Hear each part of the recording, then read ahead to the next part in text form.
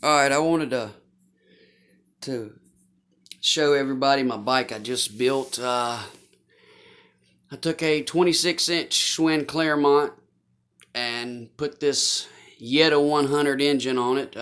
Buyers beware. Those are not 100cc engines. They're only 80. You do the math.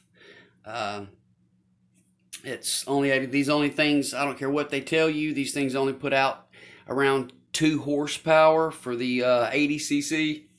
They'll advertise 4.5 and 3.5. It's bogus. I promise you, it's bogus.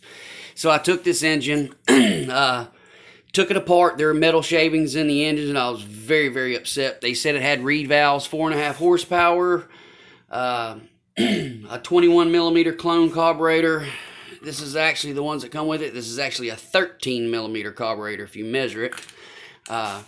So I custom fabbed this because I pre-ordered all the parts for it on specifications that this was a 100cc bike. So I ordered a 26 millimeter Black Dragon Mikuni knockoff carburetor. This is the actual bezel that goes to it. And I decided to utilize the one-piece jug because it does house the 50 millimeter piston. Excuse me. They've yet to come out with quality parts for it yet, you know, for the 100 or the 50cc piston, millimeter piston, excuse me. So this is the induction where they screw it through the top of and the bottom of the fins on the head. Well, if you see right there, that's where I had to custom drill a double drill a hole through there, back drill it, and then flip back over and then countersink because I'm using these Allen style head in there. And then I went through there and smoothed it out with JB Weld. You can see where the bolts are hidden, all that behind that bolts or the JB Weld. You can kind of see if you look closely in the far wall, you can see the little blue patch in the center. That's the painter's tape that I wrapped around it so I can actually chip that away and get to it, which I'm going to be needing. This is where I ported it, polish it a little bit. I tried to do the same here. This is just a rough setup how they got this, but I still wanted to use that 50 millimeter piston. There's the exhaust. What happened on this, I've seen people talking about getting 35, 38, 40. With this stock carburetor right here, I got clocked at 50, right, just over 50. The guy had an analog dash in his old Dodge pickup truck, but I was utilizing the ignition that came with it. And whenever y'all use these ignitions that come with it, I run out of a lot of problems that I wasn't getting spark to mine, which they sent me a bad magneto in mine, so I had to replace the magneto. While I was buying the magneto, I just went ahead and got the rest of the ignition. This was only 20 bucks. Wasn't that, you know, much more for a higher end ignition. But GPS shows I'm getting 42 out of this. I don't know if the guy just had wrong tires on his truck, you know, bigger tires, and how it affected his speedo on his dash. But GPS told me with this carburetor, I was getting, like I said, 42. I got a 26 millimeter carburetor that I bought for the 100cc engine, but the jets are too big in it, and I've not rejetted it. Due to the coronavirus, I've been having a real bad problem with parts and stuff. But this got a 33 rear tooth sprocket, and I highly recommend, when I took this engine apart and I poured it and polished it, there were metal shavings in it. They said the engine's disassembled. I called and questioned them about the engine and measurements, and they assembled my engine for me. Well, I was kind of weirded out by that. When I took it apart, there were 2 head gaskets on it. There were metal shavings inside the engine. The bearings were were put in backwards, where the outside cover that should be keeping the dirt out was flipped on the opposite direction. Bad, there was just problem after problem after problem with this engine. And then not paying attention to the mounting of this. This was another nightmare. The machine shop told me it'd take 2 weeks for him to drill me 2 holes. The only bad part is I didn't have a drill press to do it, so I had to do it with a Dremel and just a regular drill. And it didn't turn out pretty, but it's not bad now. Where you can see right there where the JB weld is, where I had to cover it in. But no, I opened it up pretty good. It ran real good. It would start to 4-stroke at the end. That was just due to the jacked up carburetor. But I highly recommend that when y'all take these engines apart, you take your pieces off to work on your engine. Get you some blue Loctite and put Loctite on all your threads. I didn't do the bike, so as you see, front fender come off, dangerous.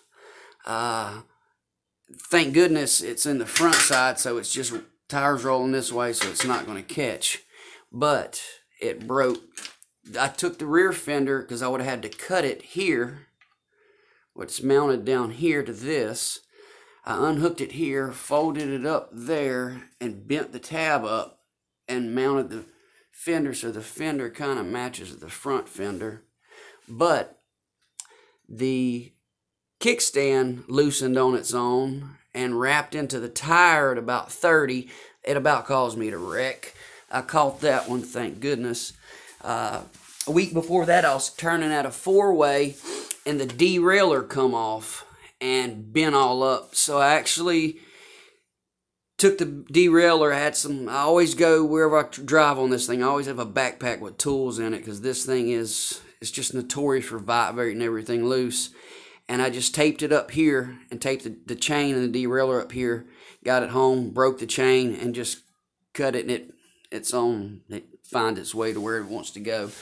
But one thing I'm dorking out here. Oh, I even put rubber, if you see, you can see here, around the mounts. I try to mount this engine as low as possible, but I took this piece here, which is hollow, filled it in with JB Weld. That'll take a lot of the vibrations, and then mounted a piece of rubber back behind it. You can't see it, it's kind of covered in dirt. Between this piece right here for your frame and your engine, there is a flat piece of rubber. You can kind of see it right there, the black. Yeah. That's a piece of rubber to help deaden on the vibration. But I'm going to tell you what, it don't help too much. You're sitting there tacking out, I'm going to say $5.5, $6 grand on this thing and go down a hill. And that's what happened. And also, I cut a pretty big hole in the piston, for the reed valve. And I thought the hole, I kind of went off, I eyeballed the way they did them, and I just put it in ratio for the measurements. I used their measurements here and then come up with their other measurements. But I thought this might have affected the structural integrity of the piston, but the piston that's all fine. What we're having here is I had a cough going down a hill. It was running real well. I was hoping I just blew the gasket, but that wasn't the case. I had to pry the jug off, and I used that one-piece design because that's the only design you can use this 50mm piston on, and I wanted to utilize that little bit bigger piston because the other pistons, they're only 66 cc. They're not 80 cc like they claim. All of them that claim, if it's an 80, it's a 66. If it's 66, it's a 49. 49's 33, something like that. I'm pretty spot on that, but don't quote me. I'm very figurative speech, figuratively speaking on things. But I couldn't find what actually did this, when I pulled the jug off, there was nothing in there. I shook the exhaust, nothing kind of rattled in the bottom, figuring it kind of blew out. It wouldn't make, a piece of metal wouldn't make its way back up this way. So a little bit of metal shavings fell down in here. I've looked in the carburetor, in the induction. I didn't see anything that could have correlated these injuries right here. But anyways, this is a Kimbrel expansion chamber. These are pretty nice. I use them for that, and the 33 axle mount, 33 tooth sprocket with the axle mount. I didn't feel safe with the idea of sandwiching your spokes. Once you get something like this and you start doing work to it, and actually do take it to a stage 3 or a stage 4, when you port and polish and add a bigger carburetor to it, and you start hitting speeds of 40, 50 mile an hour on things like this, I just didn't feel safe with that. I'm already cringing, and I've been on dirt bikes all my life. Trust me, if y'all are thinking about doing this, go safety, safety, safety from the get-go. It's going to cost you a little bit extra money, but as you see, the situation that's, these things are very dangerous. They're fun, don't get me wrong, but dog run out in front of you, you hit your front brakes instead of your rear brakes, your front tire lock up. A bump in the road hitting these things is not like hitting it with your car. There's a place in the concrete on a bridge that is about an inch up, and this thing, it seems like it blows the front tire when it doesn't really do it, but that's what it seems like it would bust the front tire on the rim. It hit so hard. So just be careful on these things, y'all. But anyways, like I said, guy clocked it at 50. I'm not seeing that. Okay, something was an issue, but like I said, I did have a different setup. I did have this carburetor set up differently, and I did have a different ignition on it. And it was in a downhill area, but still, it wasn't that big of a downhill. I live in Alabama. It's pretty flat out here. But anyways, I just wanted to set this on here because I see a lot of people showing very, very expensive bikes, saying 35, 40 mile an hour, and you can do better than that. Anyways, God bless y'all.